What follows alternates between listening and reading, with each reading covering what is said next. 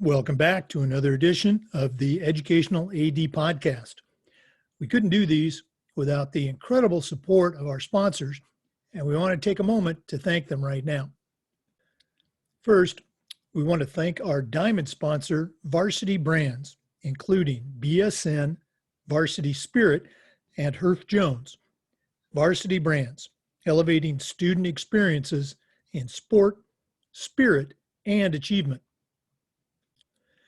We also want to thank our platinum sponsors, including Ephesus Lighting, innovating a brighter future at every level. Gilman Gear, always a step ahead. Camp Mobile, where teams communicate better. Hometown Ticketing, simple and easy online ticketing. And Vital Signs, brings student achievements to life. Thank you to all of our great sponsors. Welcome back, everyone, to another edition of the Educational AD Podcast. Our guest today is an old friend, Jamie Sheetz. He's a certified master athletic administrator, and he's the athletic and activities director at Park City High School in Park City, Utah. Jamie, welcome to the podcast. Thank you, Jake. Great to be with you. Looking forward to chatting with you. Okay, well, thanks again for being on. As you know, this is a busy time for athletic directors, so we're going to jump right into it. We always like to let our listeners have a chance to get to know our guests. So tell us a little bit about yourself, where you grew up, where you went to school and college, and maybe how you got that first teaching and coaching job. Yeah, was born in Pennsylvania, actually on the East Coast, and wound up out in Utah. Family had moved out when I was younger, so pretty much consider myself a Utahn. Went to high school out here, participated in sports like everybody else, in youth sports and in high school. And then decided it was, at the end of high school, decided it was time to leave the state for a while. And so wound up at the University of Michigan for 4 years there, did a degree in kinesiology there. Also was a student athletic trainer, worked with football there for a year, worked with track for a year as well. And so kind of thought that that's the direction I was headed. Was kind of interested in some strength and conditioning stuff too, but then was kind of interested in coaching. So as I got to the end, as I was approaching the degree there, I decided, I needed to do a master's degree. So I wound up at Miami University in Ohio. They had one of the top sport behavior and performance or sports psychology programs in the country. I believe they still do. So I kind of shifted gears a little bit. Wanted to go into, some of the mental aspects of it, into that sports psych part. So started coaching baseball while I was in Ohio, in Southwest Ohio, just south of Dayton there, for a couple of years while I was working on that master's degree, and had some great experiences there. And my best friend from Utah was actually in Springfield, Missouri. He had some family there, and he had bought a house and had kind of moved there. And I had a summer free. And so I called and said, hey, why don't you give me, this was before a lot of email and internet and connectivity. So I said, why don't you get me in touch with some people down there that I could talk to about coaching baseball during the summer, because I didn't have anything lined up for the summer. So he did. And I wound up getting in touch with some folks at Park View High School in Springfield, Missouri, and went and said, I'll just come down for the summer and stay there. So I went and started coaching just some summer ball with some, I think they were freshman kids, 8th grade kids that summer. I liked Springfield, Missouri so much that I just stayed. So I wound up kind of starting to put some roots in there, joined on with Parkview High School. I did in-school suspension as a great way to start. And I didn't have a teaching certificate at the time. And so I was doing in-school suspension, coaching, sub-varsity baseball there. I was enjoying it. Wasn't making any money, but was enjoying it. And decided that I needed to branch out a little bit. Got in touch with a gentleman that became pretty much my main mentor throughout my coaching days, which was a gentleman by the name of Dick Birmingham, who was member of about 7 halls of fame as a baseball coach, was a high school coach at Hillcrest High School in Missouri for a long time, and then did some U.S. baseball stuff, and just a great person to be mentored by.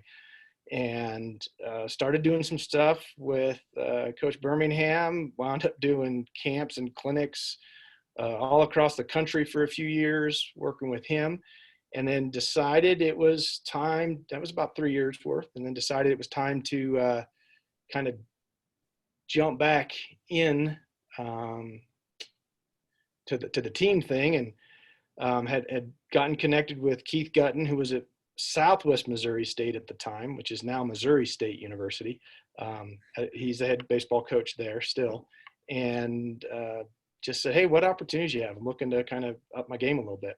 And wound up joining on with him and coaching at Missouri State for a total of 5 years. That was 3 years on the first go round, and then jumped from there over to high school for a while and coached. So I think I got into the field probably like everybody else did a lot of coaching, a lot of stuff in between, worked for free a lot, it seems like. And but because of the nature of doing the coaching, and while I was coaching, was doing a lot of, I would call it AD stuff already as I was coaching. I mean, I was kind of one of those coaches that was taking responsibility for certain things that I know a lot of coaches these days don't want to. They just want to coach. The admin side of it didn't bother me very much, putting the stuff together. And then a little bit of the business side of it, from having done all the camps and clinics across the country, and then being a part owner of a facility, 3 facilities as well, kind of gave me that background enough to where, I'm already doing this AD stuff. But yeah, trampoline from the baseball coaching into the AD realm. Yeah, I didn't know you had that Missouri connection. I was actually at Missouri Valley College back in the 90s teaching and coaching. And so I know that Springfield area a little bit. We'll talk about how did that work going from, college baseball, high school baseball, in-school suspension. How did that work into your present job at Park City as the AD? So I went from teaching, coaching, doing some club ball, high school stuff at the same time, just kind of the way you get into coaching, and had gotten back to Missouri State again and was coaching there and doing some adjunct teaching. At the university. I'd served as a GA my first stint back in the late 90s, early 2000s. And this was 2013. Had joined on and as coach of the Morehead City Marlins in the Coastal Plain League in the Summer Collegiate League down in Morehead City, North Carolina. And my best friend, who I was talking about, from Springfield, Missouri, had moved back to Utah, and he was up in the Park City area, just outside of Park City. And he'd sent me a note saying, hey, and he knew I was trying to get back. I was trying to get back to Utah because I missed being in the mountains. I missed the geography. I missed the climate. And he had sent me a note saying, hey, their AD has retired. So if you're interested, I was like, well, yeah. So I was trying to get stuff sent while I was in North Carolina. I was trying to get stuff sent back, and I think I probably submitted an incomplete application. I can't remember exactly what I had with me and what I was able to put together. There's a gentleman named Aaron Alford who had coached college football for a while, had settled in Park City with his family and was doing some things, and they had actually hired Aaron as the AD, and he was on the job for, I believe, a few days. He was headed to the district office to turn some paperwork in, and unfortunately, he had a heart attack on the steps going up to the district office, and passed away. So it was a very unfortunate story. We still have 2 of his children here. They play football. They're great athletes and great kids. And so with those circumstances, the job came back open. The principal at the time, Bob O'Connor, had called me, and I'd been back from North Carolina. I'd been back in Missouri, for about a week or 2, because I was at practice at Missouri State when Bob had called me. And I knew about Aaron. I knew that it had happened, and it was unfortunate. And Bob said, are you still interested in the job? And I said, yeah, absolutely. And so I interviewed, I think, oh boy, it might have been 2 days later or 3 days later. I interviewed over the phone with a committee of about 20 people that were sitting around a table with me on a conference call. And, got done with the interview and he said, okay, well, we'll call you back, let you know. And I thought, okay, I think it went okay. We'll see. I thought I said, most of the right things that I believe and think that are good things. And he called me back in about half an hour later and said, when can you be here?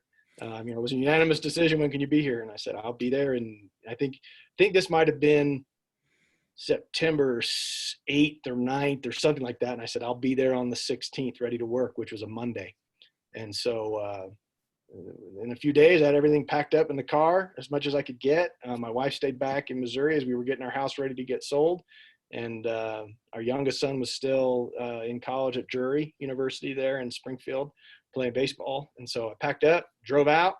I think I got here on the 13th and started work on the 16th. And, it's kind of been a roller coaster and fun ride ever since. And but once the job got going, it was kind of weird. I didn't have a ton of, because they were already 3 weeks into school. I mean, we'd already played 3 football games by the time I got here. So it was learning on the job. It was, here's the keys, go for it. So I was learning as I was going on some things. There's a lot of stuff I had ideas on, but some other things that they just did differently here. Had a lot of help, but it was a lot of fun getting to learn and know and do stuff. But I'd realized pretty much the whole time I was coaching, I was doing AD stuff. And so it wasn't that big of an adjustment for me. I know a lot of people say, becoming an AD is just such a different world. For me, I wasn't coaching the kids every day, so I did miss that, but I was still coaching. I mean, it's like you always say, coaching the coaches. It just shifted personnel a little bit, but I was always doing AD stuff, it seems like. So it was an easy transition. That's interesting start to your school year. I'm curious, what were some of the things that you intentionally did to immerse yourself into the culture of the school, to get to know the coaches, to allow them to get to know you? That's so critical. And you didn't have a summer to do that and set up meetings and things like that. So what were some of the things you did to sort of get yourself immersed in the culture? So, I did not want to come in as a powerful personality and kind of push my way in. And so I deliberately and intentionally didn't do anything. I did the work that needed to be done, the physical part of it, and, took care of paperwork and everything else. But from a coaching standpoint, I didn't meet with them and say, this is the way I want things done. I did a lot of absorbing. I was just a sponge. I just took it in. I got to know people, got to see how they were doing things, certain coaches. And it was a do no harm. I didn't want to change. I didn't want them to feel like I was changing things to be resistant. I wanted to actually, get a feel for the environment first before we did anything. So I just tried to get to know everybody, tried to get to know the kids, tried to get to know the people, and just say, look, I'm not going to tell you how to do anything. I'm not going to change anything. As long as we're not doing anything egregious, I'm with you. I'm here supporting you, and I'm going to learn from you. And, it was a lot of that. And I'm glad I did, because I got some really good coaches that didn't need a lot of help. And for me to come in and start telling them what to do, and they've been here for 20 years and been very successful and had great relationships with the kids and with the parents. I mean, that would have been a disservice, and it probably would have sank the ship, pretty quick. So, I purposely just observed and waited, and, I made notes. These are the things that I think that we could probably get better at or improve upon or change. And then just slowly, as the year went along, started incorporating those things, or, as we got into year 2 or 3, started making some of those changes. But we had a pretty good thing going when I got here. The AD that had retired left me in a pretty good situation. They had won what was called the Director's Cup, the year before. So it was kind of big shoes to fill. I mean, we've got a pretty good group of kids and families here at the school. So I inherited a pretty good situation. As almost identical to, my situation at McClay. I came in, they had won the state cup, and again, had some great coaches. And I don't know why I did it, but I just remember, and I had that summer to get to know them. I just had every coach come in and just said, and I said, how can I make your job more fun? What can I do for you? Because we had state champion coaches and things like that. So I'm not saying it was my stroke of genius. It just, it happened to work out that way. I think So, you're exactly right, Jake, is that it's more of a, and I think I said that a few times, is how can I help you? What can I do for you?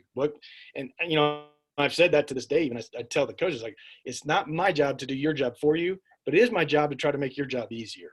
What can I do as the AD to make it easier on you or more efficient? I'm not going to do your job for you, but my role is to try to make your job easier so that you can take care of our kids better. Absolutely. Early on, you mentioned one of your mentors, and I'm always curious, share some of your other mentors, either, coaches you had growing up or, different people that you worked for. Whose voice can you still hear each day as you go to work and you talk to your kids and your coaches? Yeah, there's so many. I've been so fortunate to be around so many people that, obviously you got to put the work in. You can't just be around good people and it automatically happens. You still got to work. And I've been around, I'm fortunate to have been around so many good people.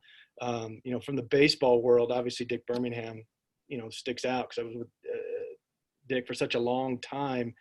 And he just was filled with so much wisdom from all kinds of different parts in terms of kids and people, and just he passed away in spring of 2014, and it doesn't,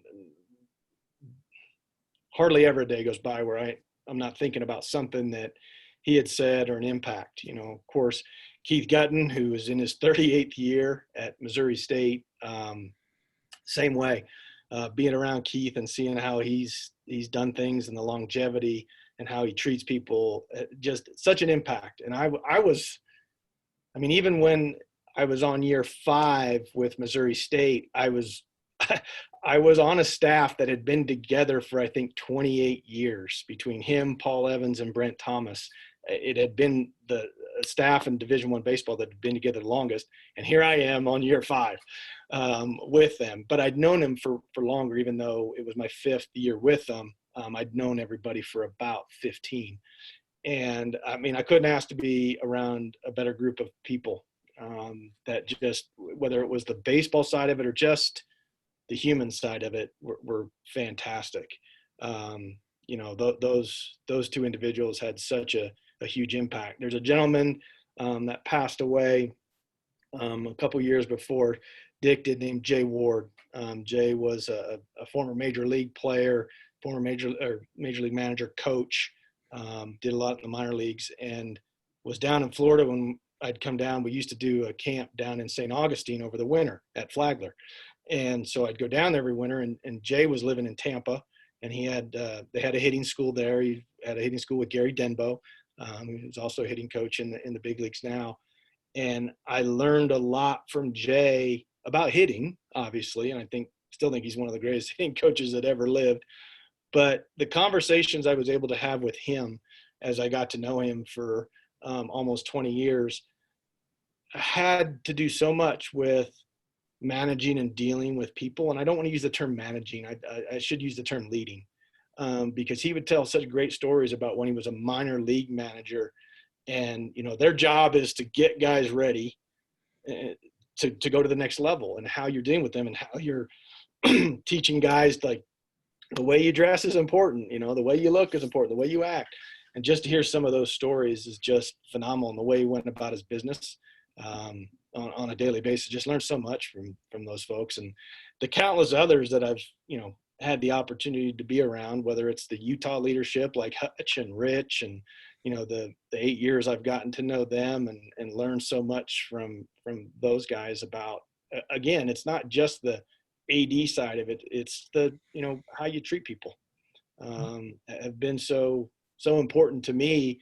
And it always inspires me and reminds me of, when we go about our daily business, what's important. So yeah, I think we've all got that story. None of us get into this field, whether it's coaching or ADing, without a teacher or another coach or somebody that just inspired you to say, I want to be like that person, you know. And that reminds me of somebody we're connected with, like Daryl Nance. I mean, Daryl, I knew Daryl before we did the cohort, and Daryl was one of those people that I looked at, I was like, I want to be like that guy. I mean, I like the stuff that he does and just the things he said. It's like, man, that, you know, it's just, that's what I love about our group too. I get inspired so much. We just had the state coordinators meeting, and just being around our group of people. I mean, I consider every single one of our fellow ADs to be a mentor for me every day. So yeah, I have a good time with everybody. I learned something from everybody. Oh, I appreciate you sharing that. Again, it's always great to hear the stories of the mentors in someone else's life. You mentioned NIAAA, and you and I have gotten to know each other through our national organization, which is one of the great things about it, is the relationships and the contacts, the networking that is created. You know, I first got to know you through your CMAA project, which I want you to talk about here in a minute, and also through the cohort that you mentioned. And I think it's important for our younger listeners to kind of hear about the journey, getting involved first at the state level, and then hopefully, you know, we encourage them to get involved at the national level. So take us through that journey, how you got involved, and how that progressed to your CMAA, and then how that progressed to the cohort. Okay, I don't know if we have enough time for all this, because this I could talk about this stuff all day, because this is the fun stuff. Let me first start by saying, you know this as well, and everybody that'll be watching will know it as well too, is the NIAAA is the finest, greatest professional organization on the planet. I will just say that. I can't imagine another professional organization that's even close to this group of people. It's amazing every day. So fortunate to be part of it and to have been involved in it. I love the people. I love the people that are involved in it. And it's so much different than when you were coaching, and I'll get into that, kind of how I wound up where I'm at with the coaching stuff. But, you know, you got the coaching associations, and, you know, we've all been part of those and gone to those, but you're competing against those people. So there is a little bit of, you know, I don't know what to call it, but you know you're going to be playing that person. So there is still that little competitive part of it. Not so with the ADs. I've never felt that, besides the fact that you, Phil Risen, Mike Blackburn, Rich Barton, who you name anybody in this organization that wouldn't give you the shirt off their back if you needed it, and it would happen. I mean, and I've never felt an ounce of competition, even against my next closest school. It's always like, what can I do for you? What can you do for me? I mean, what a fantastic organization. Okay, so that's my soapbox on that part on the NIAAA. And if people are listening to this that are ADs that are not members, you need to be. It's a fantastic organization. So how I got involved. So I had the coaching background, and I'd been a member of the American Baseball Coach Association, the High School Baseball Coach Association, some of the education associations from teaching. So I knew that part from 20 years of doing those things. I knew about, you know, the professional side of that with that. So when I got the job here in Park City, the first thing I knew was like, okay, what's the professional associations that I'm needing to be part of now? And the UIAAA obviously is modeled after the NIAAA in just about everything we do. And so I knew, okay, it's the first thing I did, got to get signed up for both of those, right? So I knew the way it worked. I knew, you know, how professional organizations from the coaching side work. So I joined on. And I think it was April. We were in St. George, which is where we always have our state conference, usually in April. And it was my first one. I'm there, just kind of taking it in, going, okay, this is great. I've been to conferences before, and this is a good one. And I need to back up a little bit, though, because I actually went, I think, to Anaheim first. I went to the national before I actually went to our state. And so it was a little interesting. And the national was fantastic. It was way more than I was expecting. You know, I'd been to big conferences, coaching conferences and stuff like that before, so I kind of knew what the format was going to be. But again, once you start meeting the people and the things that everybody's willing to do for you, it was fantastic. So fast forward again, back to the state. We had just gotten done with a meeting or something, and Hutch is, for those of you who know Hutch, Mark Hunter, who is our executive director. Hutch is running around doing something. He's getting Mountain Dews or I don't know what. And I just said, how can I help? I just stand there and said, what do you need me to do? I'm looking to get involved. What do you need me to do? He goes, I remember this. He said, will you take this cooler to the back and fill it with ice? And I said, absolutely. So my first role for the NIAAA was taking the cooler to the back of the kitchen at the hotel and putting ice in it and getting the drinks cold for the next session. But I think that kind of speaks to how we all get involved in this. It's like, what do you need me to do? That's the way we've all been as servant leaders. That's kind of the way we're all wired. That's why we're doing this profession is how can I help? What do you need me to do? I'll do whatever you need.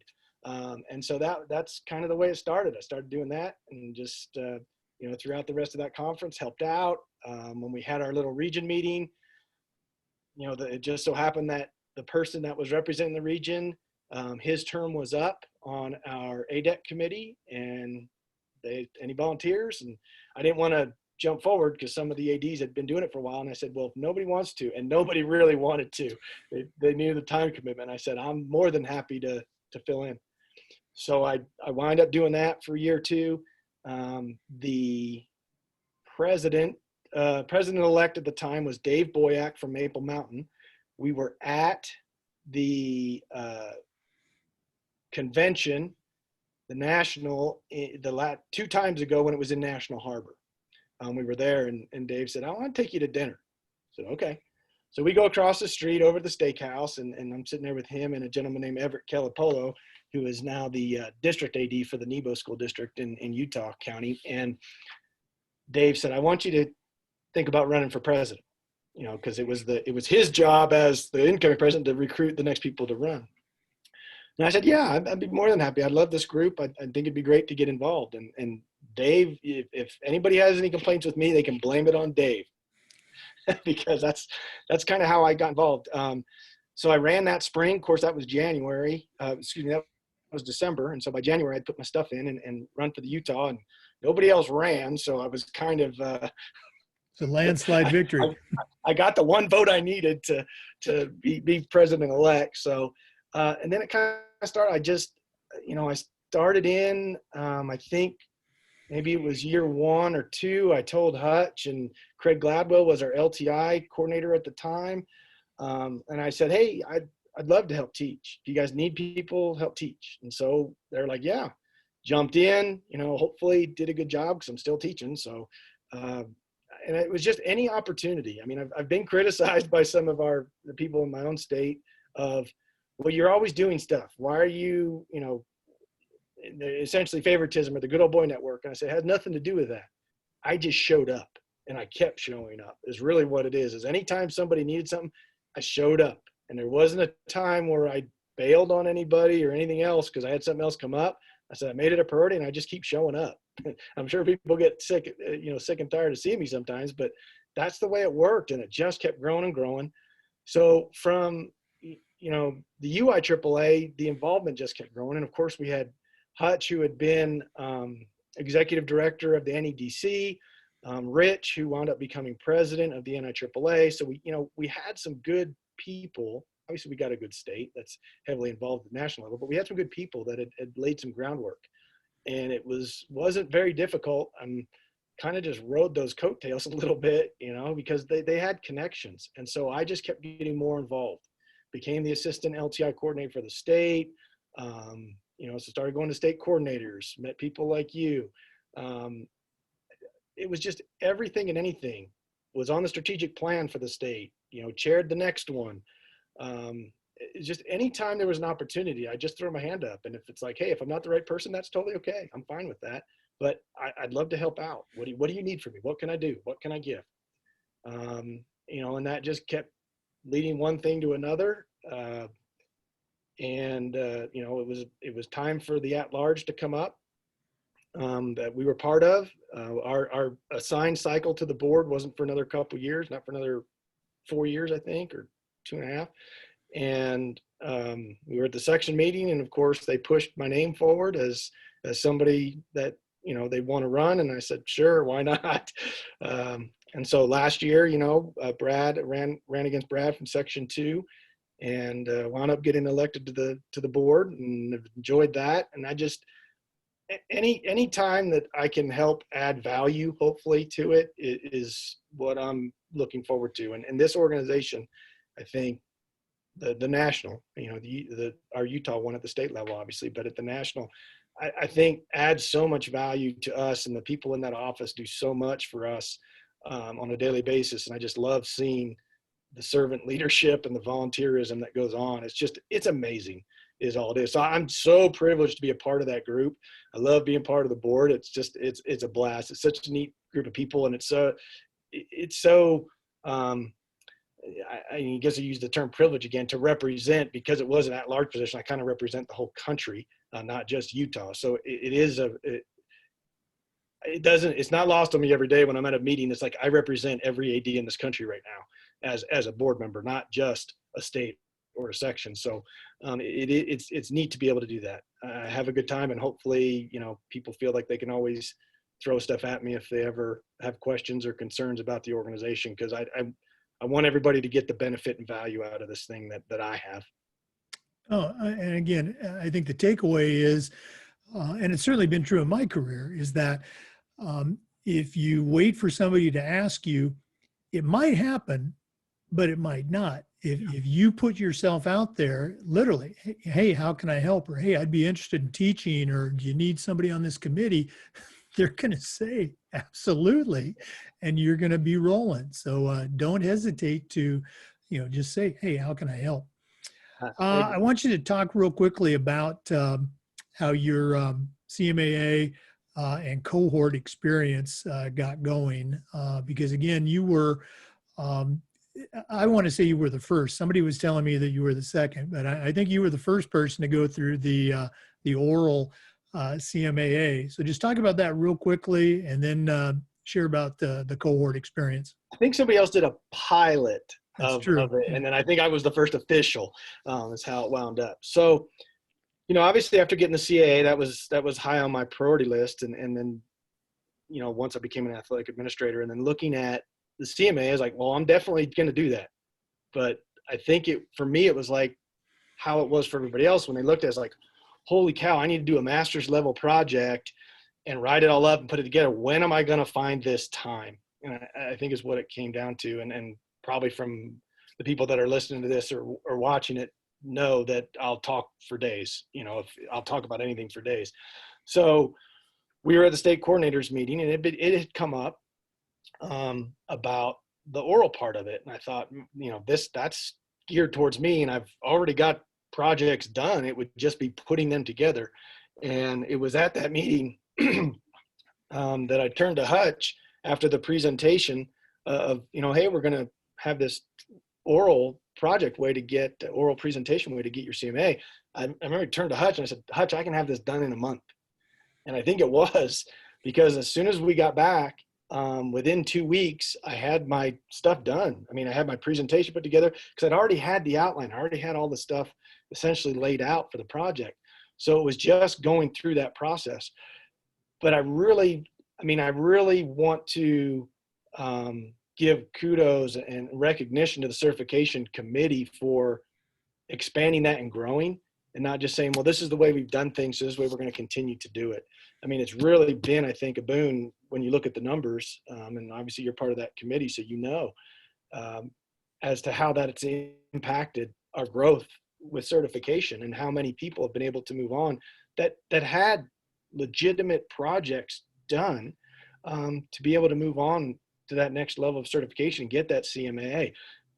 What a great process. I highly recommend it for anybody. In fact, you know, as one of the state coordinators in Utah, I'm constantly pushing our CAA saying, what do you got? What do you got? Where are you at? Where are you at? Because I send them the emails saying, hey, it's time to move forward. Here's some resources to help you out. And then when they say, hey, I think I'm ready, I will get them in touch with the last 4 or 5 people that have done it here in the state of Utah and say, look, I can tell you what I did, but it's changed since then because it's grown, it's evolved. And so whoever the most recent one is, I said, this is the person you call first, and then call these other 2 people and ask them about the experience and ask them about their projects, and they will give you some tips, tips and tricks and nuggets to help you with this process. I just helped somebody in our section, over the last couple months. I won't say his name, but he's in our section, and he was putting a project together, and I just kind of helped him along. And I know, when they send their stuff in, now they get a mentor from the certification committee to help them along. And I just say, look, here's what I can tell you that I know. The certification committee is going to give you somebody that's going to run through your project as well. And we've had a lot of success with that. People have been very thankful. And in fact, it's worked out so well that when we do have people call them, they invest right back into the new person that's trying to get certified what was invested into them to help. So I think it's been great. I'm looking forward to it. I mean, we went from essentially one way to get your CMAA to 3. And I think we know all the ADs have put in the time and the effort in these projects, and everybody's got them done. It's just getting them presented to make it official. So it's been a great process. I mean, you were on the call that I did. That one, I think we had about 10 people on that call because it was new. So everybody was kind of getting the hang of it. And I think it was still on the old platform. It wasn't on Zoom. It was still on that old webinar platform we were using. So I can't say anything but good things about that process, and highly recommend it to anybody who is considering it. And it's nice. I'll kick anybody in the butt that needs it to say, you need to get this done. Just get it done, go through it. Don't worry about it. And, it's just, you're talking about stuff you already do. It's stuff that we as ADs do. We talk about this stuff. So it's a great thing for the NIAAA, I think, too, as well. No, that's a great PSA you did. And again, to those of our listeners, we're not asking you to go out and create some new magical thing. You are already doing stuff as an athletic director that would make a fantastic project. Maybe it's with kids or coaches or your community facilities. And if you like to write things out, you still have that option. I know I really enjoyed writing mine out. It took some time, but it was fun. But I can also tell you, if the oral option had been there, I would have been all over that because like Jamie, I love to talk. Yeah. Real quickly, what's happening right now in Park City and in Utah with regards to reopening schools and return to play? We're recording this in the middle of September, so by the time it airs, things may have changed. But just real quick, what's happening right now with regards to COVID in Utah? I think things are guaranteed to change even tomorrow. Utah, we were one of the fortunate states that we did not make any changes to the calendar, to the sports seasons. The only changes we really made were for the COVID protocols. There's some states out there, I don't know how the ADs are doing it, but they're not starting until the beginning of next year. And we didn't change anything. We just got things started. We've been fortunate. Part of it is geography of our state. Part of it is population, obviously. But we've been able to make it work. It's been good so far. As we go through the COVID, I know there's some people in different parts of the country and different government structures that, they've got their own, I don't want to say agendas, but they've got their own ways they're getting this stuff taken care of. But we've really we just deal with it when it comes up.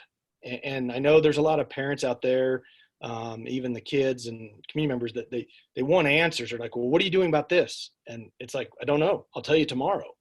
And then tomorrow I'll tell you about what we're doing the next day, or I'll have the answers the day after, because everybody just got so used to in our culture of having all that stuff. And just, we just hadn't had an experience, whether it was COVID or anything else, to where, look, the answers aren't going to be right there. And we can't plan. I'm not going to waste, back in March and April, once we got shut down, I was like, everybody was worried about this contingency and this contingency. I'm not putting 20 plans together, people, because I've just wasted mental energy and I've wasted time on stuff that isn't going to matter.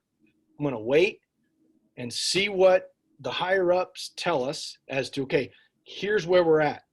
Then I'll plan. Then I'll put stuff together, because it just wasn't worth throwing all that time and effort. And I watched people and they just ran themselves ragged trying to figure out what was going to happen.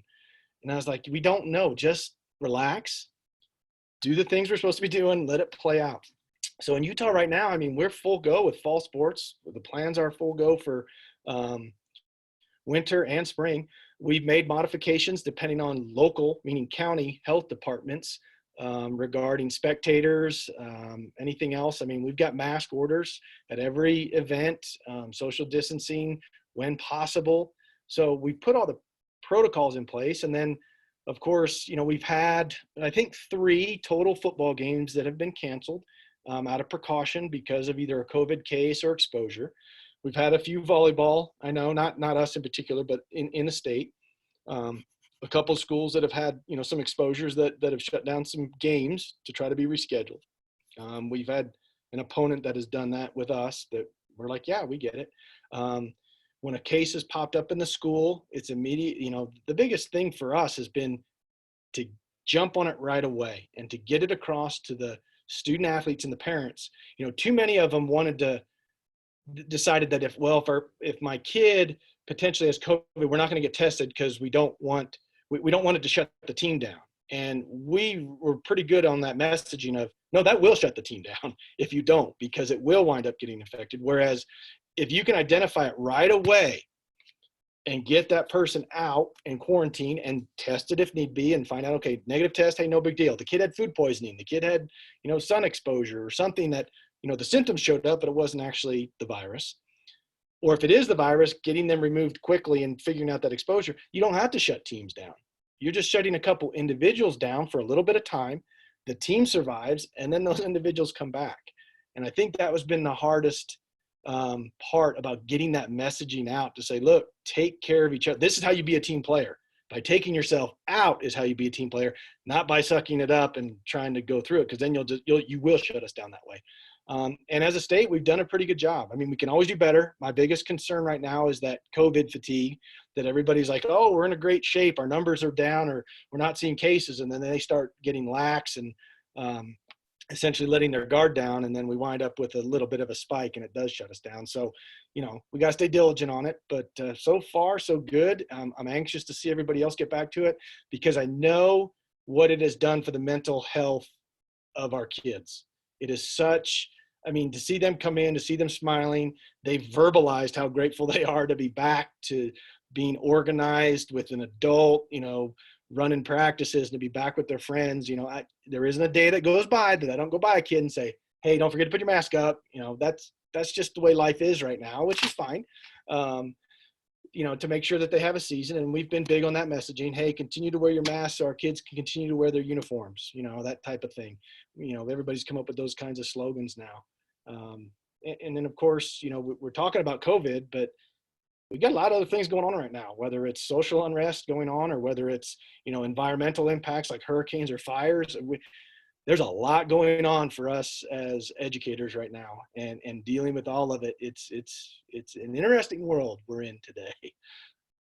Well, I'm glad that you guys are back in school, and I'm glad that things are going well for you. Continued success in that. Well, Jamie, this has just been great, but we're not done yet. We always like to wrap up with what we call the athletic director's toolbox. Now, you're certainly an experienced athletic director, but right now I'm going to challenge you to send out a brand new athletic director on their very first job, but I'm only going to let you put 3 things in their toolbox. What 3 items are going to go in Jamie Sheetz's athletic director toolbox? So the first thing is the letter of resignation that goes in the first day. So no, I'm just kidding. Tell them not to take the job in the first place, right? And hopefully they know what they're getting into. I'm joking, because I love this job. So you know what? I had to think about this question, because we talked a little bit about beforehand. I mean, I would normally throw things out there, but I wanted to think to say, okay, if I did, I'll get a little bit deeper than just a tool. But I think definitely, as a new AD, the things that I'm telling somebody to do or giving is like, number one, you got to build trust. Trust is our currency as athletic administrators, whether it's with coaches, whether it's with student athletes, whether it's with staff and faculty. People have to trust you. If they don't, the relationship never goes anywhere, and you'll never be able to have anything productive. So definitely building trust. 2 is being present, showing up every day. There's people that will recognize that what you do as an AD. There's some that don't think that you just go to games, but be present so that the kids see you. The kids, you know, let them learn your name by showing up, being present. Try to be at as many things as you can. I try to be at as many games as I can. We can't be at all of them, obviously, but as many as we can go to. Be present for your coaches, be present for your kids, be present for anybody that needs you. And the third one, I got kind of a fourth, but the third one's going to be connect. Connect with everybody that you're in charge of or part of. Connect with your coaches. Don't just communicate with them. Connect with your kids. Don't just communicate with them. Connect with your staff and faculty. Invest in them a little bit. Make those connections, because that's what we're doing is all about. We're not coaching sports. We're coaching people. We're coaching future adults. And we've got to remember as the adults that that's a kid, you know, when we're talking to our coaches, and I would say the same thing for an AD. That's a kid, not a basketball player, you know, and not even an athlete. That's a kid. That's a person that we're just using that vehicle of sport, athletics, or activities to help them learn and develop and grow. And then the last thing, which is probably the most important, take care of yourself.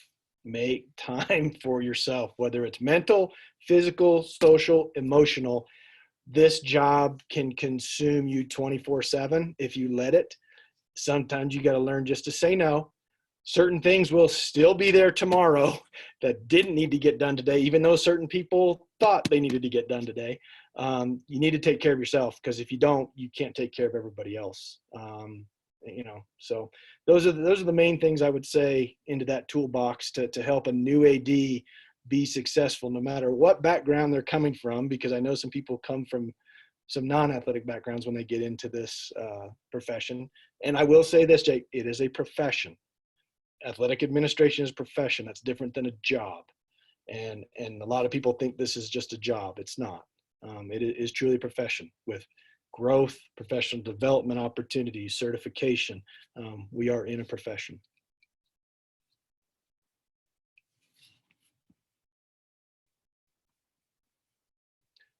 I think I got you on mute here.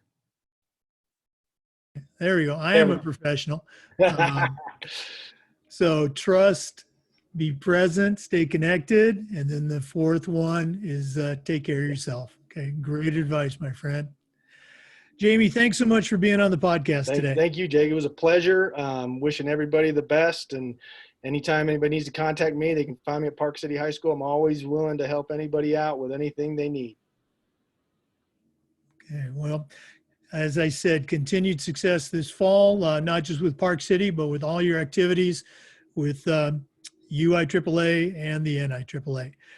To our listeners, thanks as always for tuning in. Come back again next time for another edition of the Educational AD.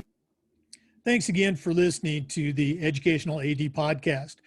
Remember, these are also uploaded to YouTube on the Educational AD FIAAA YouTube channel, where you can watch and listen to the Zoom videos.